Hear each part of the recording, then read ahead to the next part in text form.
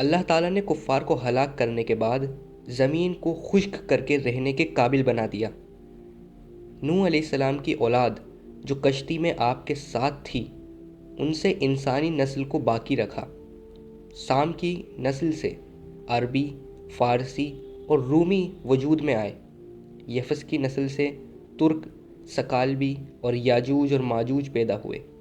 حام کی نسل سے قبطی، سودانی اور بربر قوم وجود میں آئے۔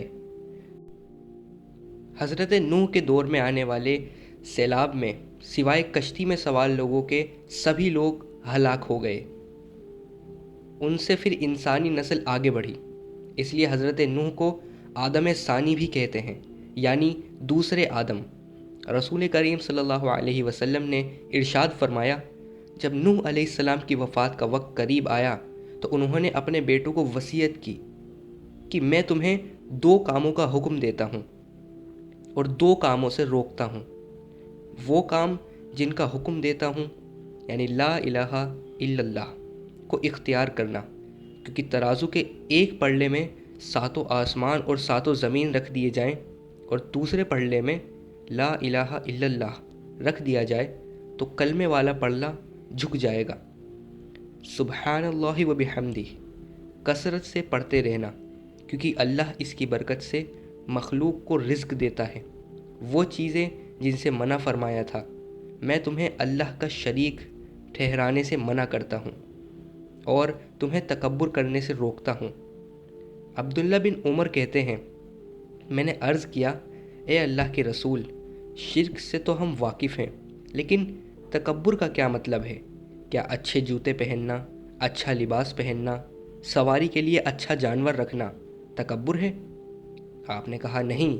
میں نے عرض کیا، پھر تکبر کیا ہوتا ہے؟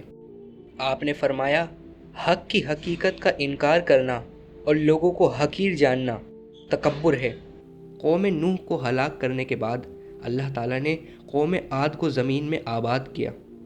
حضرت ہود عرب کے قبیلے عاد سے تعلق رکھتے تھے، جو عمان اور حضرموت کے درمیان ریت کے ٹیلوں والے علاقے الاحقاف میں رہتے تھے۔ اللہ تعالیٰ نے ان لوگوں کو جسمانی طاقت اور بہت لمبی ہائٹ دی تھی، اور طاقت ایسی جس ایک پتھر کو آج کے 10 آدمی اٹھاتے ہیں وہ ایک اکیلا آدمی ایک ہاتھ سے اٹھا لیتا تھا۔ اور یہ لوگ بہت مضبوط ستون یعنی پلر بنایا کرتے تھے، اور قوم عاد زمین میں رہنا پسند نہیں کرتے تھے۔ یہ لوگ اپنے لیے چٹان تراشتے اور اس میں اپنا گھر بنا کر رہتے، اور کہتے تھے اس زمین میں تو بس جانور رہتے ہیں۔ ان لوگوں کو اپنی طاقت اور اپنی سپر پاور ہونے کا بڑا تکبر تھا، اور ان لوگوں نے بھی قوم نوح کی طرح بت پرستش کرنا شروع کر دیا۔ یہ لوگ اپنے ہاتھ سے بت بنا کر ان کی عبادت کرتے۔ ان کے 3 بڑے بت تھے جن کے نام سمد، سامود اور ہار تھا۔ قوم عاد کو گمراہی سے نکالنے کے لیے اللہ تعالیٰ نے اسی قوم کے ایک فرد حضرت ہود کو نبی بنا کر ان کے پاس بھیجا۔ قرآن کریم میں ارشاد فرمایا، اے نبی صلی اللہ علیہ وسلم، کیا آپ نے نہیں دیکھا آپ کے رب نے قوم عاد کے ساتھ کیا سلوک کیا، یعنی ارم کی اولاد کے ساتھ، جو قاد و قامت میں ستونوں جیسے تھے اور طاقت میں ان جیسا دنیا میں آج تک پیدا نہیں کیا گیا، اور ہم نے قوم عاد میں ان کے بھائی ہود کو ان کی طرف نبی بنا کر بھیجا۔ حضرت ہود نے بھی وہی بات کی جو حضرت نوح نے اپنی قوم سے کہی تھی، تم اللہ کی عبادت کرو، اس کے سوا تمہارا کوئی حقیقی معبود نہیں ہے، تم تو صرف بہتان باندھ رہے ہو۔ اے میری قوم، میں تم سے اس تبلیغ کی کوئی اجرت نہیں مانگتا ہوں، میری اجرت تو اللہ کے ذمے ہے جس نے مجھے پیدا کیا ہے، تو کیا پھر تم عقل سے کام نہیں لیتے؟ قوم نے آگے سے کہا، اے ہود، ہمیں تو تم بیوقوف لگتے ہو، اور کہیں ہمارے کسی بت نے تمہارے دماغ کو خراب کر دیا ہے، اور ہم نے جیسے اپنے باپ دادا کو دیکھا ہے ہم ان کے طریقے کو چھوڑ دیں؟ حضرت ہود نے کہا، کیا تم اللہ کے عذاب سے نہیں ڈرتے ہو؟ کیا تم نے قوم نوح کو نہیں دیکھا؟ اللہ نے اس قوم کو ہلاک کر کے تمہیں زمین پر آباد کیا، اور تم اللہ کے سوا ان بتوں کی عبادت کرنے لگے۔ حضرت ہود نے کہا، تم لوگ بہت مضبوط عمارتیں بناتے ہو اور ایسے بناتے ہو جیسے ہمیشہ اس میں رہو گے، اور جب تم کسی پر ہاتھ ڈالتے ہو تو بڑے سرکش ظالم بن کر ڈالتے ہو۔ تم اللہ کے عذاب سے ڈرو۔ حضرت ہود نے اپنی قوم کو اللہ کی نعمتیں یاد دلائیں۔ ہود کی قوم کے کافر سردار نے کہا، ہم تو تجھے ایک طرح کی بیوقوفی میں مبتلا دیکھ رہے ہیں اور ہمارے خیال میں تم جھوٹے ہو۔ قوم کے سرداروں نے کہا، تم نے ہمارے سامنے توحید کی کوئی کھلی نشانی تو پیش نہیں کی، اور ہم اپنے معبودوں کو تمہاری بات میں آ کر تو نہیں چھوڑ سکتے ہیں، اور نہ ہی ہم تجھ پر ایمان لانے والے ہیں۔ قوم نے کہا، اے ہود، جیسے ہم چلتے ہیں اور کھاتے ہیں ویسے ہی تم بھی چلتے ہو اور کھاتے ہو، اور اگر ہم نے تمہاری بات مان لی تو ہم خسارہ اٹھانے والوں میں سے ہو جائیں گے۔ قوم نے کہا، کیا یہ ہود تم سے اس بات کا وعدہ کرتا ہے جب تم مر جاؤ گے اور ہڈی بن جاؤ گے تو دوبارہ زندہ کیے جاؤ گے؟ یہ تو ناممکن بات ہے جس کا تمہیں وعدہ دیا جا رہا ہے، اور ہم تو ہرگز دوبارہ نہیں اٹھائے جائیں گے۔ اصل زندگی صرف دنیا کی زندگی ہے، کچھ لوگ مرتے ہیں اور کچھ لوگ پیدا ہوتے ہیں۔ اے ہود، ہم تو تمہیں جھوٹا سمجھتے ہیں، ہم تو تم پر کبھی ایمان نہیں لانے والے ہیں۔ تم ہمیں نصیحت کرو یا نہ کرو، ہمارے لیے برابر ہے۔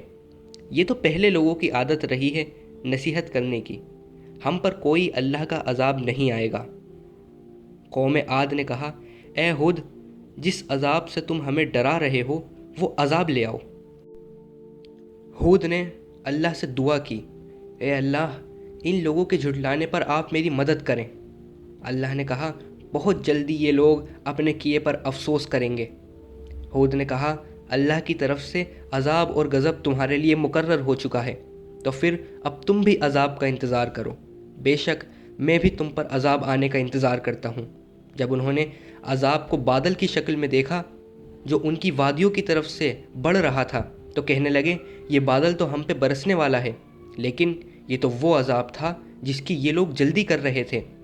آخر کار قوم عاد پر طوفانی آندھی بھیج دی تاکہ یہ لوگ دنیا کے عذاب بھی دیکھ لیں، اور یقین جانو آخرت کا عذاب اس سے کئی گنا زیادہ ہے۔ اللہ نے اس آندھی کو مسلسل 7 راتیں اور 8 دن تک ان کے اوپر مسلط کر دیا۔ یہ ایک آندھی ہے جو اپنے رب کے حکم سے ہر ایک چیز کو نیست و نابود کر رہی تھی۔ چنانچہ وہ ایسے ہو گئے کہ ان کے خالی گھر کے علاوہ وہاں کچھ بھی نظر نہیں آ رہا تھا۔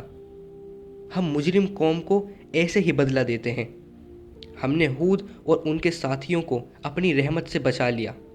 ہم نے ان لوگوں کی جڑ ہی کاٹ دی جو ہم پر ایمان لانے والے نہ تھے۔ حدیث رسول ہے، حضرت عائشہ فرماتی ہیں، جب کبھی بادل آتے یا تیز ہوا چلتی تو آپ صلی اللہ علیہ وسلم پریشان ہو جایا کرتے تھے۔ میں نے پوچھا، اے اللہ کے رسول، آپ پریشان کیوں ہو جایا کرتے ہیں جبکہ لوگوں کو بادلوں کو دیکھ کر خوشی ہوتی ہے؟